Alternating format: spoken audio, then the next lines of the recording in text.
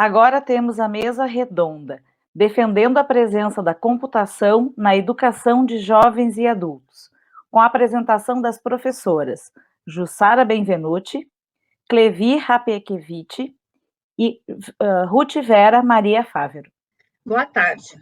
Eu sou Jussara Benvenuti, trabalho no Colégio de Aplicação da URGS e vou fazer uma breve contextualização dessa modalidade de ensino para entendermos por que a computação é tão importante na educação de jovens e adultos. Então, para entendermos isso, inicialmente é preciso saber como surgiu a EJA. Muitas pessoas têm a ideia de que a educação de jovens e adultos é recente na história do Brasil, mas isso não é bem assim. A educação dos jovens e adultos existe na nossa história desde a colonização. As primeiras turmas de ler e escrever já foram parte da nossa história desde a época dos jesuítas. Eles usavam as aulas para a catequese e, quando os negros chegaram aqui para serem escravos, passaram a fazer parte também dessas primeiras escolas. A partir disso, nós tivemos, então, educação de adultos já desde a nossa colonização. Mas elas não eram aulas regulares, elas eram aulas aleatórias. A partir da vinda da família real para o Brasil, nós tivemos uma mudança nos nossos parâmetros escolares.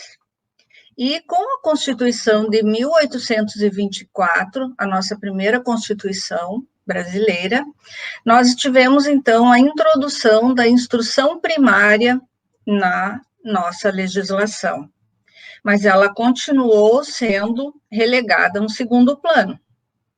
Com o passar dos anos, nós tivemos uma nova Constituição em 1891, e a partir desse momento, a escolarização começou a ser vista como um fator de ascensão social. E só a partir daí é que ela mudou realmente a sua visão. Com a mudança do século, novas visões vindas da Europa afetaram a nossa escolarização. Mudanças essas que, ao longo do século, foram trazendo novas medidas para a nossa escola. E a partir de 1940, isso começou a ser realmente visto dentro do Brasil. E em 1940, então, nesta década, nós tivemos a criação do Sistema S, totalmente voltado para a produção de mão de obra. Então, o SEBRAE, o SENAC, o SESI e o SENAI foram, então, sistemas criados para a produção de mão de obra.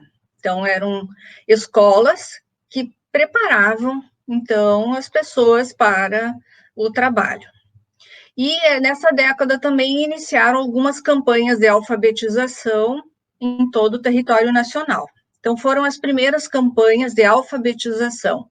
Mas como o nosso território é muito amplo, então essas campanhas se perderam ao longo do território nacional.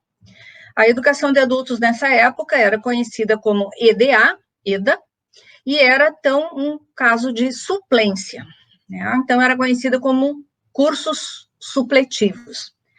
A partir de 1996, com a nova LDB 93/94, aí já passou a ser vista como educação.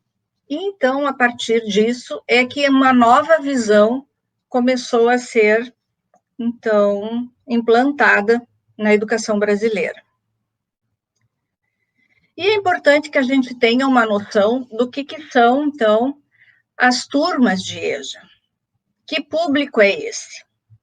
É um público que constitui salas de aula bastante heterogêneas, porque provém de grupos sociais completamente diferentes. Eles têm padrões socioculturais e econômicos distintos, eles trazem fatores adicionais de raça, etnia, cor, gênero, orientação sexual, religião, uma vinculação política já definida, porque são adultos. eles têm também questões de saúde, que alguns fatores físicos, outros emocionais, até mental. E esses fatores todos reunidos numa sala de aula fazem bastante diferença. Esses sujeitos, então, que fazem a constituição dessas turmas, procuram a escolarização na EJA, eles são de grupos sociais de baixo poder econômico, são oriundos do meio rural ou alguns da periferia urbana, eles não frequentaram a escola com regularidade, eles possuem um histórico, normalmente, de repetência, alguns casos de multirrepetência, alguns desistiram ao longo da sua vida estudantil, outros foram expulsos da escola por N razões, outros casos são de deficiência, que podem ser de diferentes graus ou de diferentes categorias, alguns não chegaram nem a ser diagnosticados como tal. E o que esses sujeitos buscam na EJA? Na verdade, eles vêm atrás de uma forma de buscar suprir essas carências. Mas essas carências são em alguns setores, porque, na verdade, eles têm suas culturas também. Eles são sujeitos que têm uma vida em família, eles têm uma vida em sociedade, e eles têm uma linguagem própria no meio social em que eles vivem. E eles sabem que eles conseguem se comunicar muito bem. Só que eles também são sabedores de que, para ascender socialmente, eles precisam dominar uma outra forma de linguagem. E isso eles vêm buscar na escola. Eles têm alguma visão de mundo, eles têm uma leitura acerca dessa realidade, como nos ensina Paulo Freire. Mas eles precisam buscar uma outra forma para alcançar os seus sonhos, os seus desejos e as suas aspirações.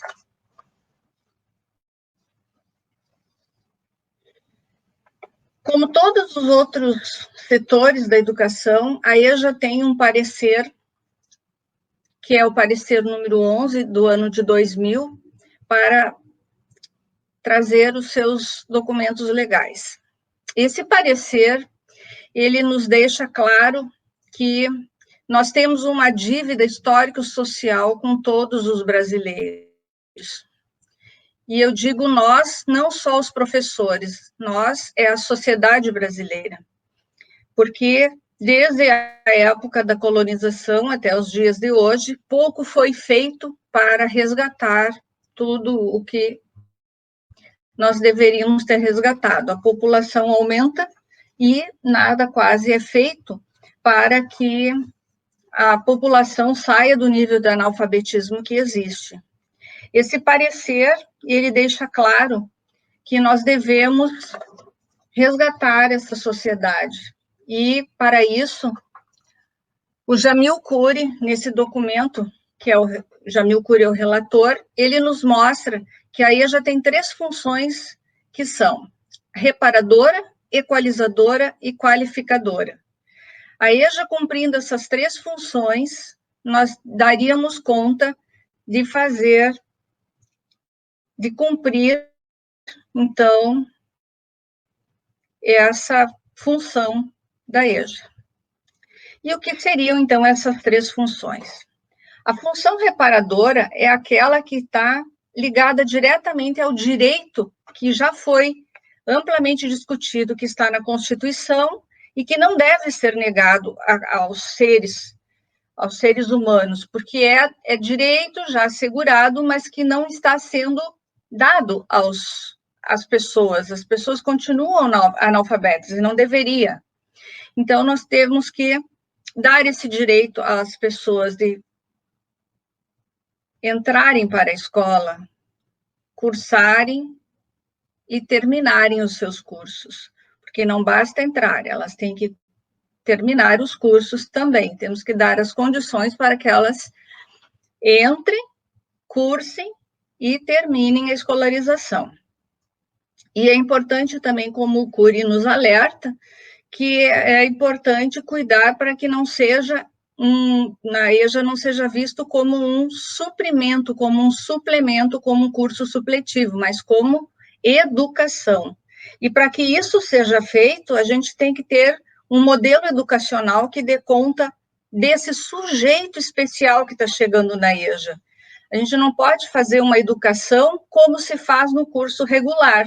Ela é uma educação especial voltada para um aluno diferenciado. É um aluno jovem, adulto e aluno idoso, que a gente também tem aluno idoso na EJA.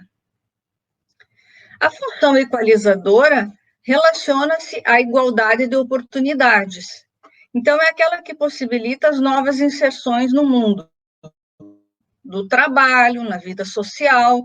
Então, nós temos que pensar toda uma educação que possibilite a um aluno que nunca teve acesso a certas coisas que passe a ter. Então, tem que ser uma educação voltada para a criação desses espaços, dessas participações que esse aluno venha a ter.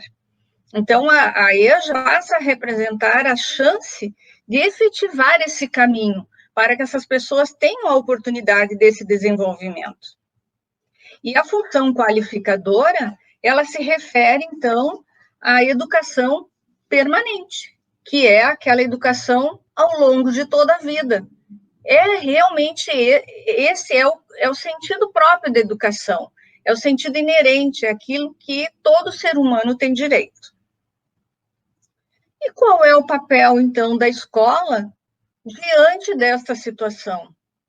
Como é que a escola pode reparar, equalizar e qualificar? De que forma vamos fazer isso?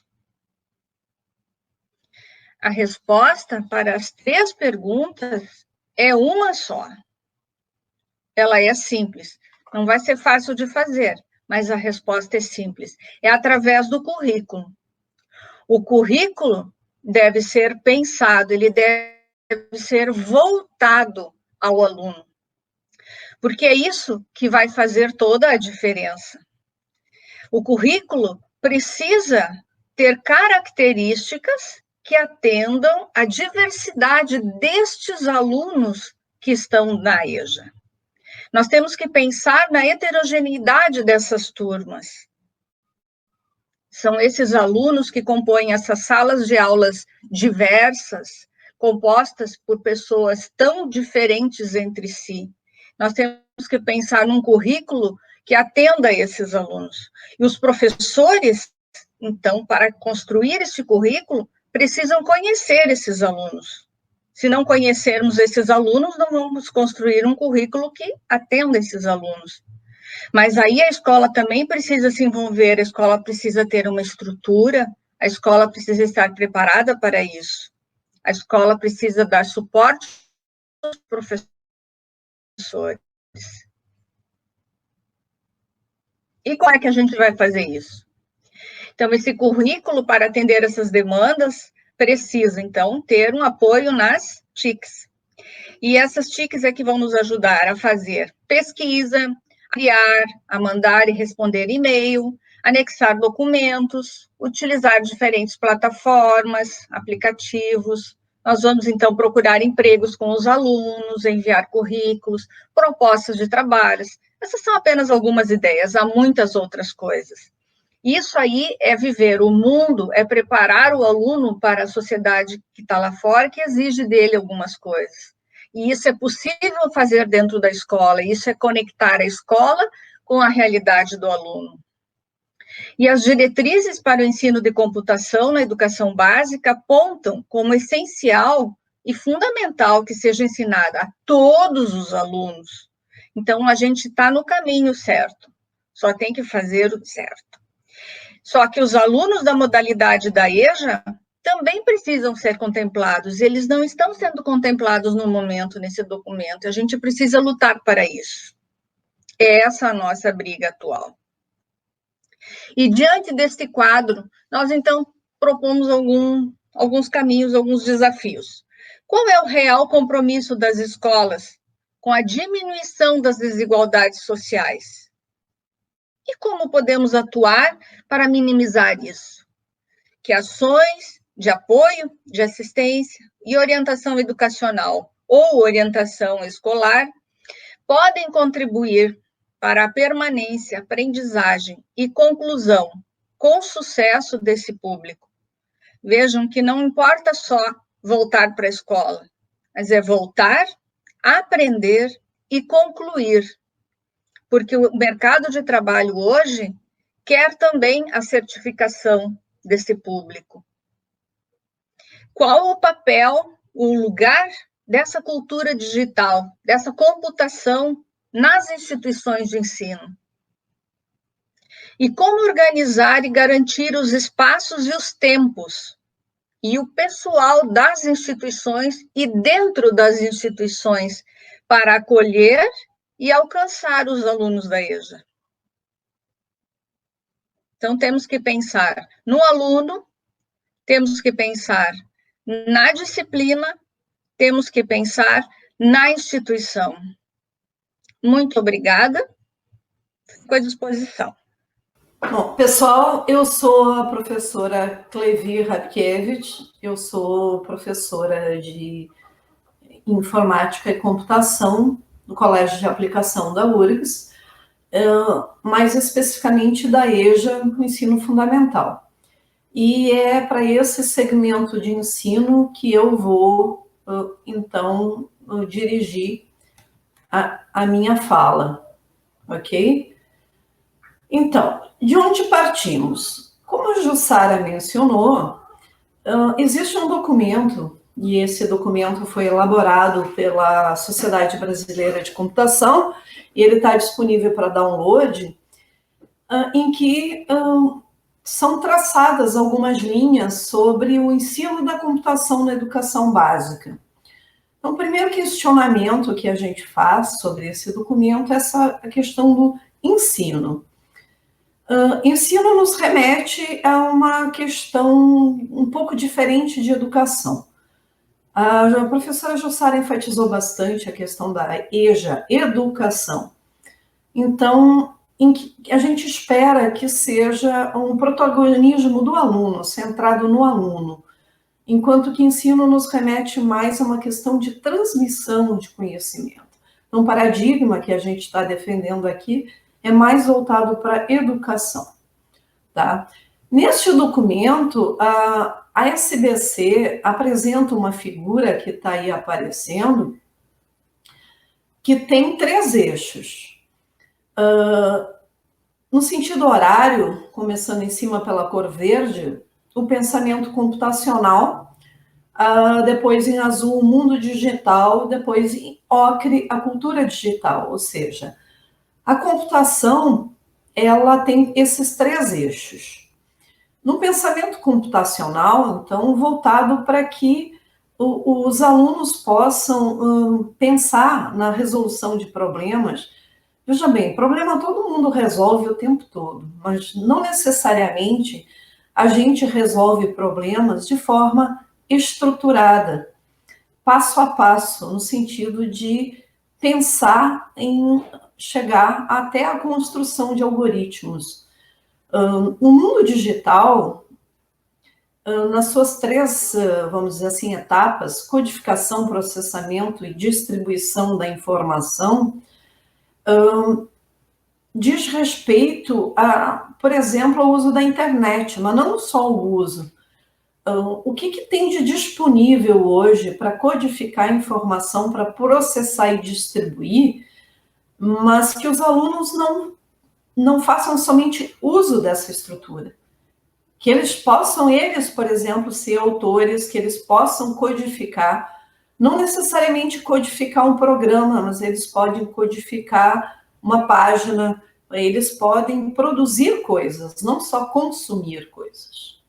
E entender tecnicamente o que tem por trás desse mundo digital. Não ser meros usuários. E ali à esquerda, embaixo, na cor ocre, então, fala da fluência digital, e aí eu estou usando o termo letramento em tecnologias digitais. A professora Jussara falou ali da questão dos alunos precisarem, da EJA, precisarem dominar novas linguagens. E aí a linguagem das tecnologias digitais está incluído nisso. Quando as pessoas falam de alfabetização, no sentido de voltado para o texto, não significa entender as palavras, as letras, mas a gente remete a algo um pouco mais profundo, que é o letramento. A Magda Soares fala que letramento é o uso social da leitura e da escrita. Então, ler um bilhete, escrever um bilhete. Então, aqui a gente precisa dos multiletramentos. A gente precisa que os alunos da EJA trabalhem com as 4 mídias: o texto, a imagem, o som e o áudio. E nas 2 habilidades, da leitura e da escrita. Ou seja, eu vou ler um vídeo, eu vou assistir esse vídeo, mas é um processo de leitura. Nós vamos gerar um vídeo, um processo de escrita em outras mídias. A questão da ética digital. O que acontece no mundo hoje, por exemplo? As fake news estão aí. Então, como é que a gente prepara os nossos alunos para essas transformações e os novos padrões de comportamento? Tipo, a gente está almoçando e está usando celular. Então, vejam bem que esses 3 eixos é que definem o que é a ciência da computação. E este documento, ele elenca uma série de competências que se espera que os alunos possam adquirir no seu processo educativo. Este documento, porém, não menciona a EJA. Na impossibilidade de trazer a quantidade de sugestões que tem neste documento, eu trouxe algumas. Então, por exemplo, nos anos iniciais, do 1º ao 5º, ali a gente tem a foto de 2 alunos. Este aluno de boné amarelo aí, ele está desmontando um teclado. Para que ele está fazendo isso? Um dos conhecimentos esperados que os alunos adquiram na escola é nomear os dispositivos capazes de computar. Um desktop, um notebook, um drone, e descrever a função desses dispositivos de entrada e saída. Não adianta botar o aluno de EJA só sentado lá e usar o mouse, ele não vai conseguir. Alguns trabalham, por exemplo, na construção civil, eles não conseguem nem fazer o movimento de concha para usar o mouse. Eles não têm essa motricidade fina.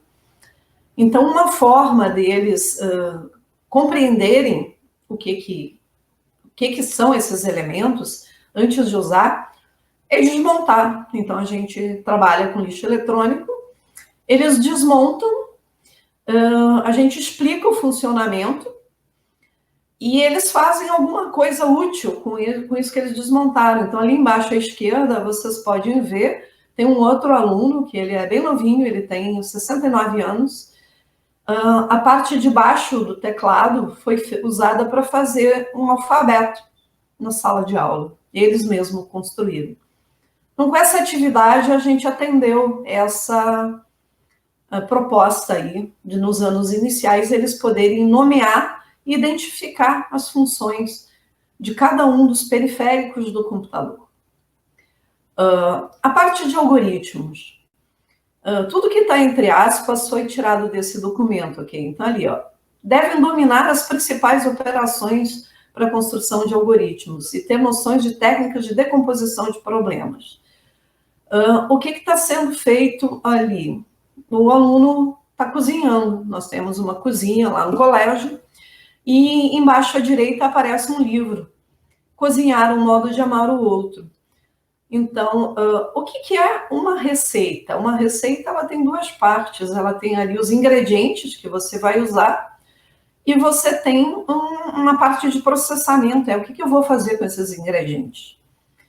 Então, se você organizar o processo de cozinhar, em primeiro separar os ingredientes e depois fazer o passo a passo, você não precisa se deslocar para ir buscar aqueles ingredientes, então fica mais estruturado. Então, a gente pode remeter aí os ingredientes às variáveis de um programa, depois de passar por um algoritmo para codificação, e a gente pode fazer etapa por etapa. E a gente não leva a receita para os alunos. Vamos aqui fazer essa receita. Cada aluno conta a sua história de vida através de uma comida. Eu gosto dessa comida pela razão tal. E aí a gente providencia os ingredientes, faz e compartilha uma refeição. Eles também falam do processo de trabalho de cada um, se ele é pedreiro, se ele é porteiro, se ele é... Enfim, ele não necessariamente organiza o trabalho dele em etapas, de forma estruturada, para que ele possa trabalhar melhor. Então, são maneiras de aproveitar a cultura dos alunos para fazer, como a Jussara disse, eles já têm uma vivência, e mostrar para eles como é que é essa questão de solucionar problemas, estruturar, decompor em problemas menores e juntar tudo numa solução. Tá? Outra coisa que a gente faz com eles ali, é importante que sejam feitas pesquisas. A gente encontra muita pesquisa sobre o ensino de computação, programação e outros no ensino regular. A gente não encontra praticamente nada para eles. Então, aí eu mostro uma monografia do Mídias na Educação, feita por uma aluna da URGS, que buscou uma maneira de quebrar a barreira para a alfabetização de alunos através do teclado e o mouse. Também mostro aí o trabalho de uma aluna, Gabriela, é uma aluna de artes, não é uma aluna de computação. Então, o que ela fez no projetinho dela de iniciação científica? Ela ensinou pixel para os alunos através de um trabalho de recortar e colar. Então, eles pixelaram essa imagem aí, e reinterpretaram essa obra de arte, colaram ela de uma maneira diferente. Depois eu escaneei esse desenho, essa imagem, nós fomos para o laboratório de informática e eles, através de um editor simples de imagem, o próprio Paint, eles mudaram de novo aquela imagem. E ao fazer isso, eu mostrei para eles como é que era o funcionamento dos monitores e da imagem digital. Então, estou falando de alunos de 40 a 70 anos de uma turma que está aprendendo a ler e escrever. Tá? Aqui, também nos anos iniciais, o documento da SBC fala da necessidade de proteger as informações, de usar senhas adequadas. Então, a URGS oferece para eles aí o portal do aluno, eles precisam acessar, e a gente trabalha com eles o que é uma senha segura. Cada vez mais, vocês vê hoje, em plena pandemia, as pessoas precisam, às vezes, receber dinheiro, um auxílio ali de R$600 por um aplicativo. Como é que ele vai instalar um aplicativo? Como é que ele vai fazer isso? Como é que ele vai se cadastrar? Como é que ele faz um registro de ocorrência policial numa delegacia online? Então, trabalhar essas questões com o aluno da EJA é um compromisso social de que eles tenham acesso a esses serviços também. Ali, outra coisa, compreender que existem formatos específicos para diferentes tipos de informação, as 4 mídias que eu falei, ok? Então, ali à direita, vocês veem agora, em plena pandemia, nós temos um grupo de WhatsApp, onde a gente passa para esses alunos de EJA informações através de áudio. A gente manda vídeo para eles assistirem, e dessa turma de 5 alunos, 2 não sabem usar o celular.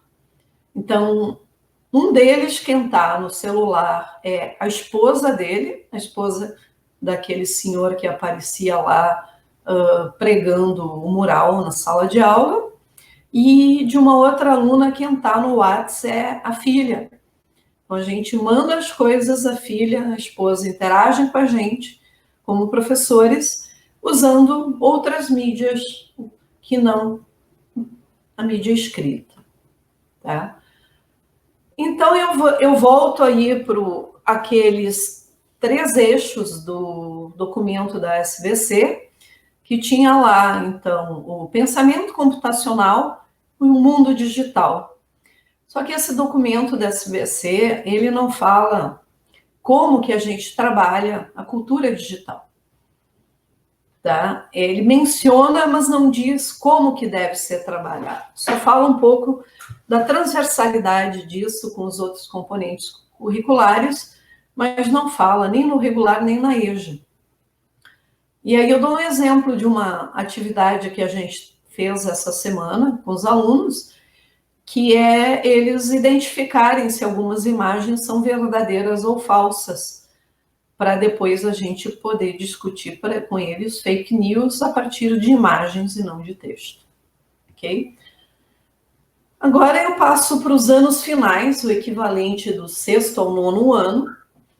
Então eu trago 3 destaques aí do documento da SBC, que está orientando a nossa prática pedagógica aí. O primeiro deles na questão de técnicas para construir soluções algorítmicas. O segundo, que as informações podem ser armazenadas, protegidas e transmitidas. E o terceiro, descrever soluções de forma que as máquinas possam executar partes ou todo o algoritmo proposto. Vejam bem, são atividades semelhantes àquelas que a gente propôs lá nos anos iniciais, só que agora num escopo um pouco mais aprofundado, tá? Então eu trago de volta ali, ó, o desenho da SBC, em que vocês veem o pensamento computacional em verde, então técnicas de solução de problemas, a estruturação de dados, a programação, e o mundo digital em azul, a compreensão do que é a internet, o armazenamento dos dados, a transmissão, mas existe um vácuo sobre a cultura digital. Tá? Aqui eu trago um exemplo de uma prática pedagógica que a gente faz com os anos finais, que é exatamente uma prática integrada de cultura digital e língua portuguesa, com a professora Jussara Benvenuti, que foi quem abriu essa mesa. Nós trabalhamos com os alunos um gênero textual, o conto. Então, a professora Jussara escolheu este livro aí, Contos Brasileiros Contemporâneos, e ela trabalhou com eles os contos, leitura, escrita, reescrita, exercícios de ortografia, de concordância verbal, de gramática, a partir destes contos. Eles lendo o livro físico, em papel. No meu caso, eu peguei este livro em PDF e levei os alunos para o laboratório de informática e eles aprenderam a ler em PDF, aprenderam a marcar trechos de livro e aprenderam a escrever comentários. Então, eles puderam ver que eles não precisam imprimir muitos materiais. Eles podem ler no celular, eles podem ler no computador, quando eles têm acesso, que não são todos, e eles podem marcar como se fosse um marca-texto e botar os comentários deles, aí as notas de leitura deles. Um dos contos que tem nesse livro é Clínica de Repouso. Nós apresentamos para eles um curta-metragem que a gente encontrou na internet, exatamente ali no Festival de Cinema Integrado da Universidade de Passo Fundo, que nos recebe neste lindo evento, o CENID, em que foi feito um curta-metragem, ou seja, é o mesmo texto em outra mídia, um vídeo. Depois nós pegamos esse trecho, os trechos dos contos que eles marcaram, que eles mais gostaram, e cada um deles leu oralmente para toda a turma. Então, uma prática de leitura. Quando eles estavam com a leitura já um pouco mais fluida, nós gravamos a fala de cada um. Depois nós pegamos a fala deles, essa leitura, e juntamos tudo no editor de áudio, e eles escutaram o conto sendo lido por eles, trecho a trecho, por cada um dos alunos da sala de aula. Então, vocês vejam aqui, nessa atividade pedagógica, nós trabalhamos todas as mídias. Eu não falei da imagem aqui, mas eles fizeram um trabalho com a professora de artes. Então, buscando que esse aluno da EJA possa entender aquele armazenamento da informação, a representação dela em diferentes mídias. E eles podem também ser criadores eles podem fazer esse curta-metragem. Precisa só assistir feito pelos outros, porque os alunos da EJA também podem, também merecem serem autores de podcast, autores de vídeos, autores de textos escritos que possam ser lidos na rede por outras pessoas. Então, apresentei aí um pouco do que a gente faz, tentando nos orientar, em parte por esse documento, que, como eu falei, ele tem um grande pecado, ele tem uma riqueza de nos apresentar a computação de uma maneira um pouco mais palatável para a educação básica, mas que foi esquecido o público da EJA, e também está um pouco fraco a questão da cultura digital, tão importante no mundo de hoje para os nossos alunos de EJA. Obrigada. Olá, boa tarde. Então, eu sou a professora Ruth Fávero, também professora de Cultura Digital do Colégio de Aplicação, porém do ensino médio. Eu vou, da mesma forma que a professora Clevi e anteriormente a professora Jussara, eu vou tentar apresentar o caso do ensino médio. Então, só retomando, quem está defendendo essa mesa redonda, professora Jussara Benvenuti, professora da língua portuguesa, professora Clevi, da cultura digital para EJA, do fundamental, e eu, do ensino médio. Bem, só contextualizando, o ensino médio no colégio de aplicação, ele acontece em 3 semestres. Então, cada semestre equivale a 1 ano do ensino regular. Atualmente, sempre temos as 3 turmas de M1, M2 e M3, que é o ensino médio primeiro semestre, e assim sucessivamente. O ingresso para essas turmas é semestral, então ocorre semestralmente no colégio de aplicação. A idade dessas pessoas varia entre 18 e 80 anos.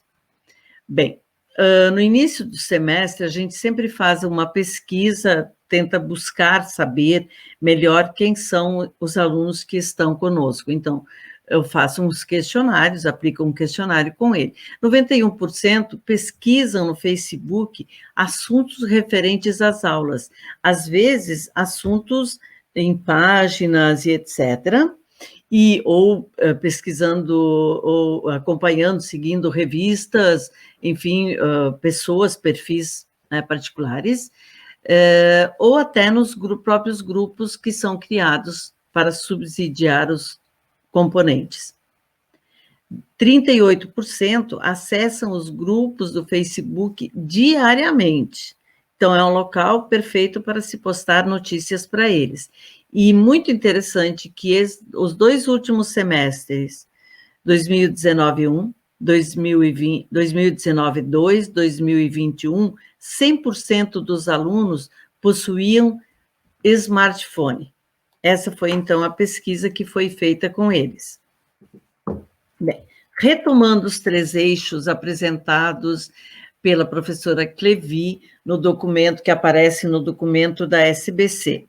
Então, lá temos os que que estão mencionando bastante, estão muito detalhados, extremamente detalhados, o pensamento computacional aplicado ao ensino fundamental, o ensino e o ensino médio, o mundo digital também bastante trabalhado.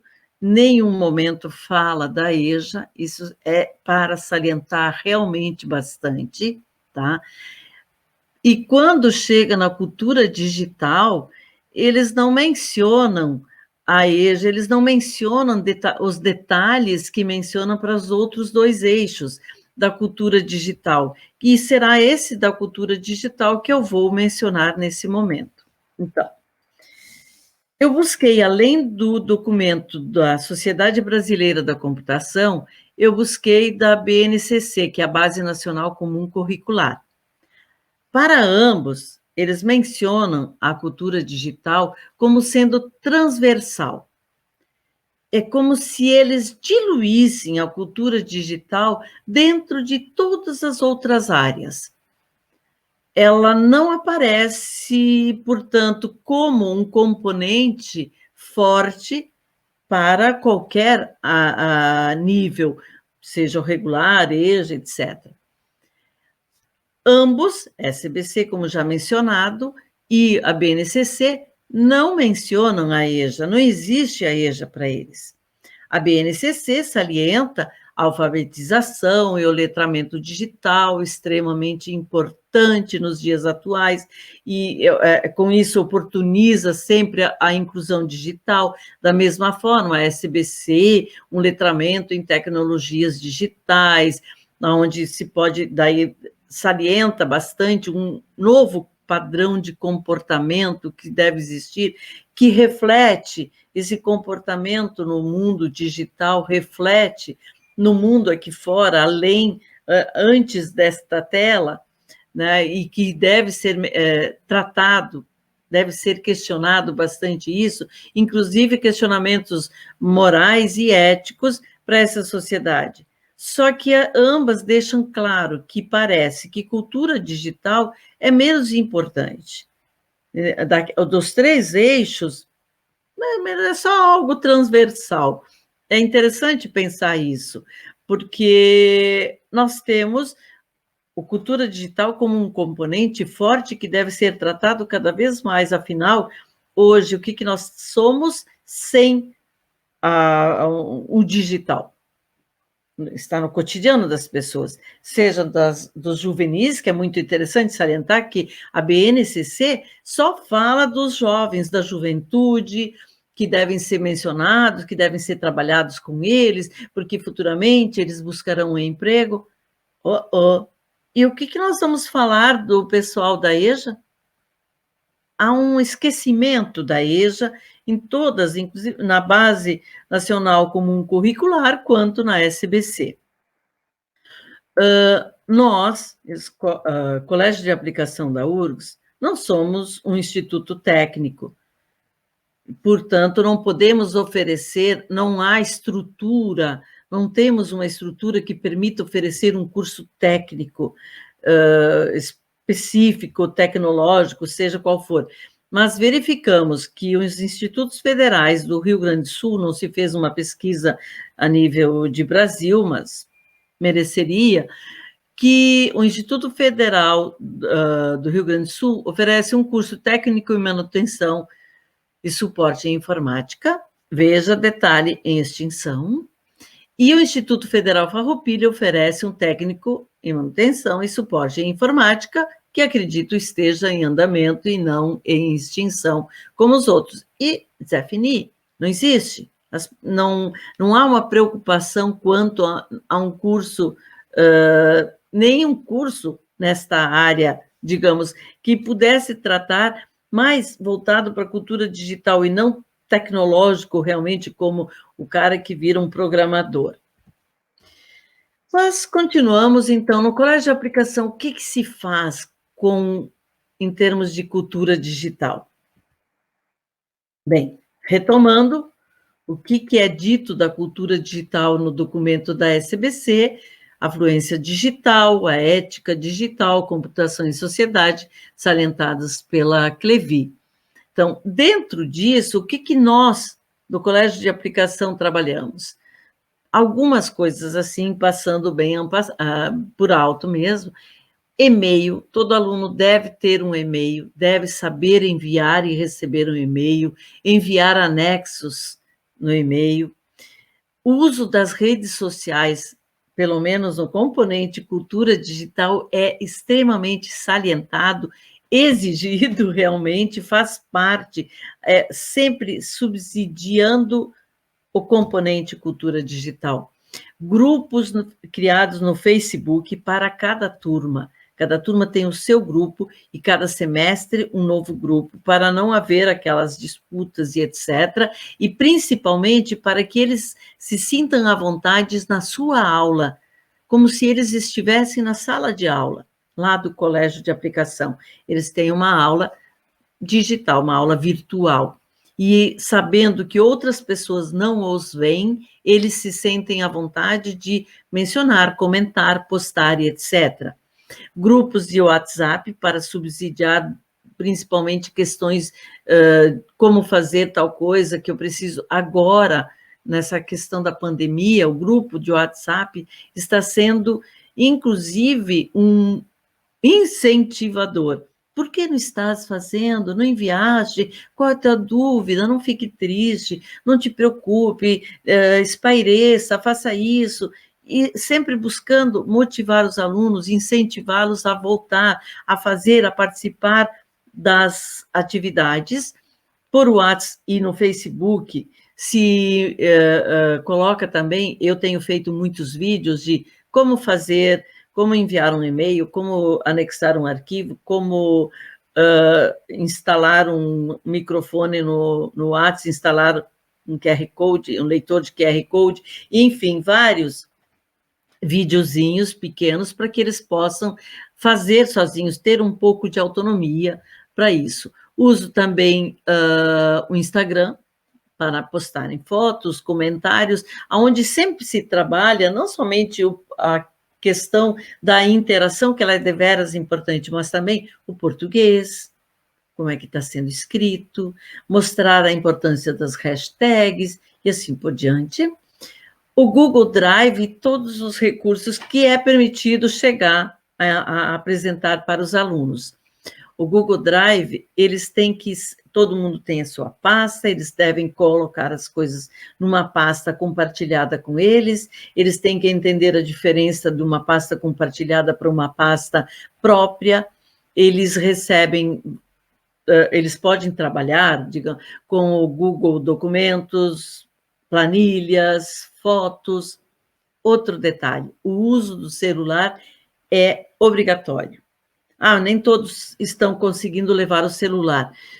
É raro isso acontecer, tá? Então, eu passo pelo projetor a tela do meu celular para que eles entendam como é que devem fazer isso no celular. Além de aprenderem no laboratório de informática como fazer um documento, digitar um texto qualquer num editor de textos, eles aprendem também a fazer isso no celular.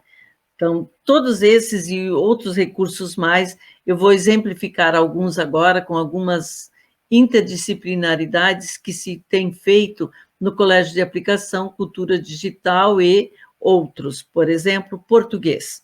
Bom, português, o que eles fazem? Um exemplo é, no Google Drive, eles carregaram um arquivo, um texto que eles tinham que escrever, que a professora de português solicitou.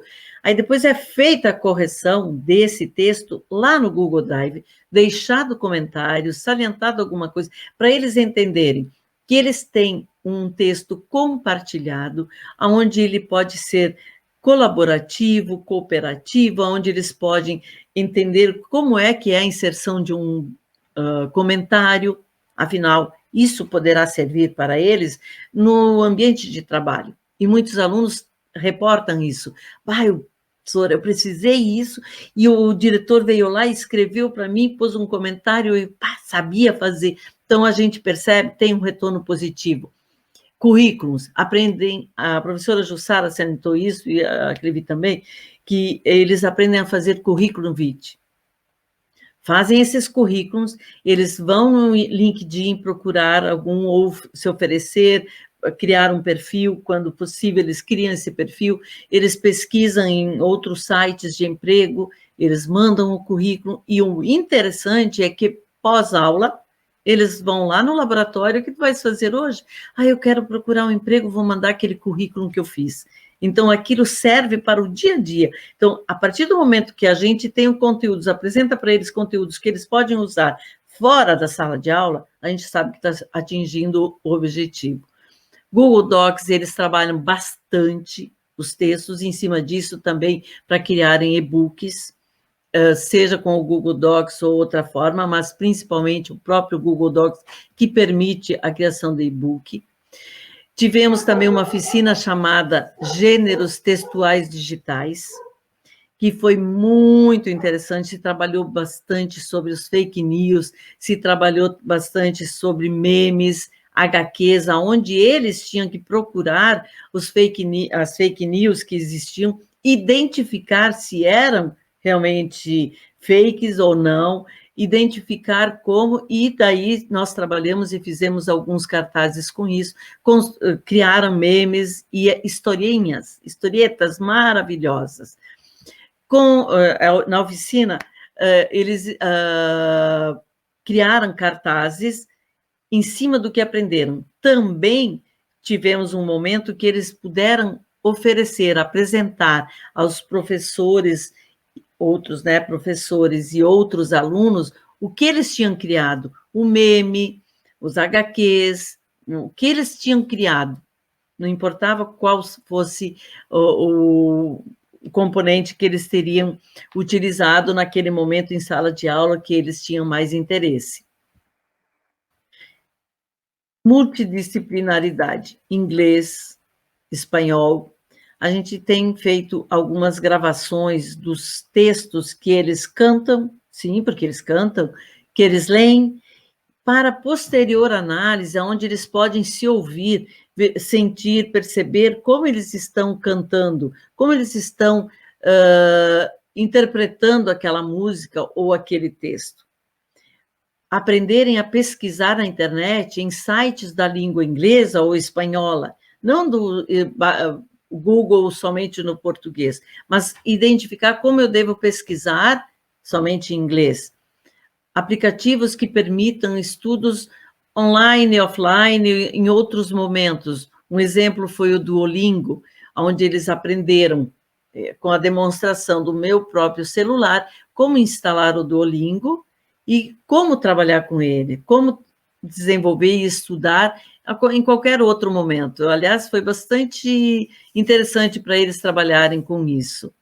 Inclusive, com o espanhol e inglês, usei o Kahoot, que é uma possibilidade de questionários online, e eles tinham que responder algumas palavras de traduções, etc. Fiz isso. Utilizei também, não só para espanhol e inglês,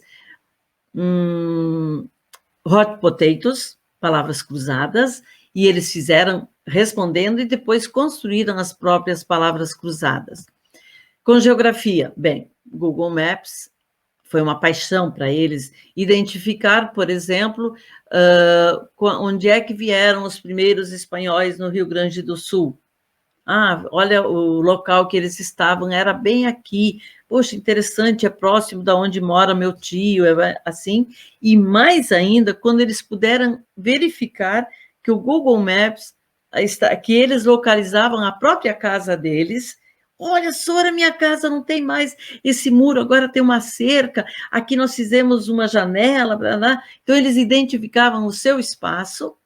Também um outro exemplo que a gente pode trabalhar na geografia é o Maps.me, como se localizar offline, que o Maps.me é trabalhado com OpenStreetMap, quer dizer, eles aprendem esta linguagem geográfica, vamos dizer, de um GPS, eles entendem a partir dos seus celulares.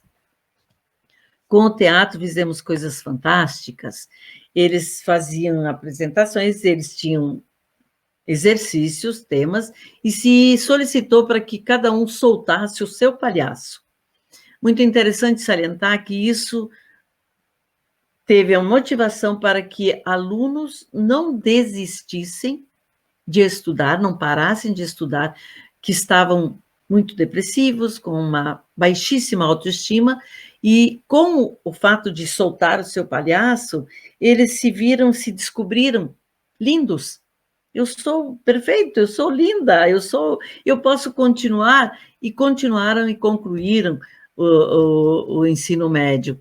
Então, fizemos como filmes mudos, da época de Charles Chaplin, onde eles representavam, a gente gravava e depois trabalhava isso, os vídeos, para que eles pudessem verificar como era possível, com fotos e vídeos, criarmos outros vídeos com uma música, onde eles poderiam criar um filme das suas apresentações. A educação física foi proposto num grupo que eles criassem jogos diferenciados para pessoas com deficiências. Nesse caso que eu estou apresentando, era um grupo que criou para deficientes visuais. Então, eles tinham que estabelecer quantos poderiam participar, quantos eram os participantes, as regras do jogo, o que eles deveriam, como deveria ser feito o jogo. Eles tinham que criar tudo referente a este jogo. E foi muito bem recebido por eles. Essa participação, eles criavam ela online, de casa, alguém tinha uma ideia, já ia lá e colocava num grupo do Facebook. Então, as redes sociais subsidiando e fazendo com que eles se sintam uma sensação de pertencimento do contexto, do todo, mesmo estando fora da sala de aula.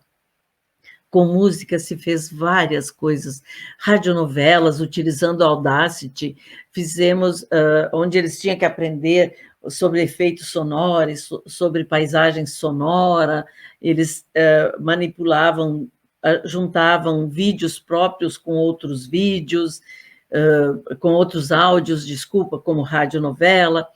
Também fizemos vídeos onde eles que faziam a criação do vídeo. Então, teve esse que eu estou mostrando ali, é sobre autoestima, casualmente. Eles começaram a pensar, vamos fazer um vídeo de beleza. Mas, poxa, beleza? Como se maquiar? Existe tanto disso no YouTube. Para que vocês querem fazer só mais um vídeo? Quem sabe vocês busquem por que uma pessoa busca se maquiar, busca ir para um salão de beleza, etc. O que ela está buscando?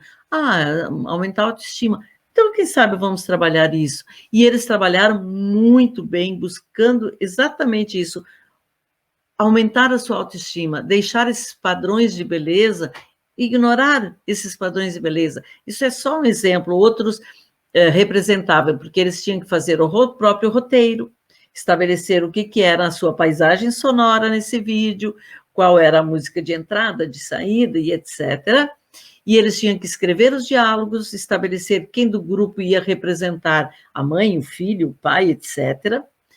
Foi muito, muito uma experiência riquíssima, isso, que eles trabalharam com música, a gente trabalhou. Bem, esse texto foi extraído da BNCC, lá nas competências gerais da educação básica, onde ele salienta muito que o aluno deve compreender, utilizar e criar tecnologias digitais de forma crítica, reflexiva e ética. O que eles constroem devem produzir conhecimento e eles devem ser protagonistas, a autoria deles deve sempre se sobressair. Lendo isso, vem à mente que tudo que a gente está trabalhando com a EJA atende a isso. Lamentavelmente, eles não falam da EJA, eles falam só de juventude, só do ensino médio, dos jovens, mas a gente consegue trabalhar numa questão de consciência nossa, como professores conscientes do nosso papel mediante a estes alunos, o que nós devemos fazer. Nós percebemos que estamos, sim, atendendo bastante disso, só que precisaríamos ter esse embasamento deles. Seria muito importante perceber-se atendidos. Bom, daqueles desafios que a professora Jussara falou lá no início, eu trouxe estes dois. Qual o real compromisso das escolas com com a diminuição das desigualdades sociais e como podemos atuar para minimizar isso?